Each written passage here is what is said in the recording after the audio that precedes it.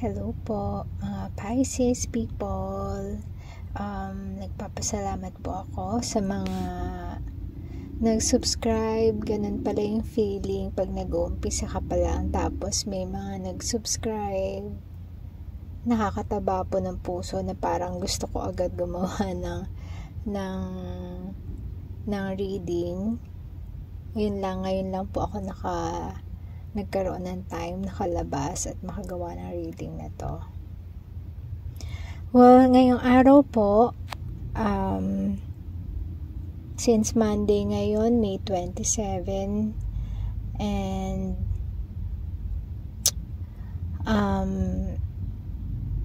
meron akong cards dito,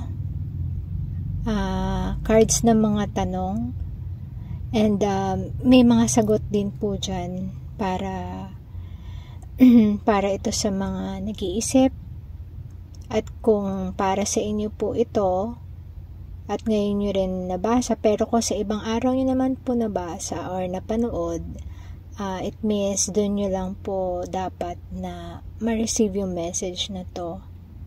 Ganun po talaga, hindi po agad-agad na nakikita natin or naririnig natin or napapakita sa atin kung ano yung mga messages. So okay lang po yun kung kahit na sa ibang araw nyo mapanood ito, okay lang po yun. Bale, bunot na po tayo ng isa para malaman natin. Pre-shuffled na po ito. So ito, ano kaya ito? Ito, if I had a magic wand and could have anything I desired in life, what would I choose? So yun, kung meron kang isang wish, ano kaya yun? So tingnan natin. Burn with desire. There is power in your desire. Let them be your fuel today. Your desires are your soul's wings, and it's time to take flight. Today, go inward. Your answers lie within. What do you desire? Choose what makes you happy and do that. Okay.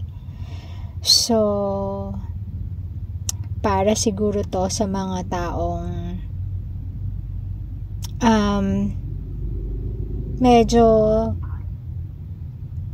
hindi na nila naiisip yung kanilang sarili dahil mas pinaglalaanan natin yung mga pangangailangan ng pamilya natin, kaibigan natin, mga relatives siguro natin, mga kaibigan. Minsan nakakalimutan na natin na meron pa pala tayong gustong gawin. And then, nare-realize natin na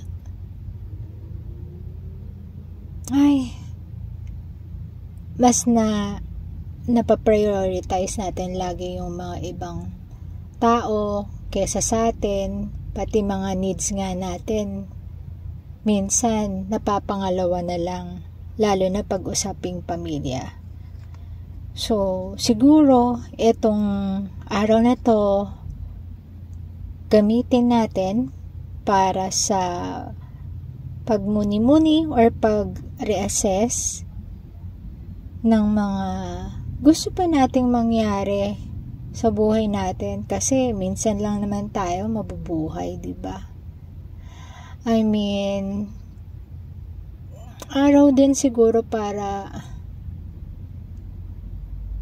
i-assess or alamin kung ano pa yung magpapasaya sa atin or makakakumpleto sa atin.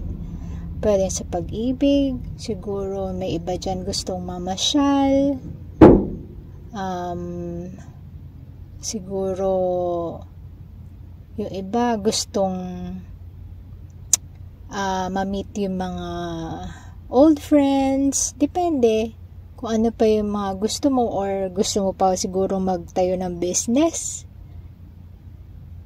or gusto mo do ng charity if na-achieve mo naman na yung mga gusto mo sa buhay. Siguro eto na yun. Eto na yung time na yun. So, yun lang po muna siguro sa ngayon. Sa uulitin po ulit. At maraming salamat po sa mga nag-subscribe ulit at sa mga magsusubscribe pa. Maraming salamat po sa pakikinig. Salamat po. God bless.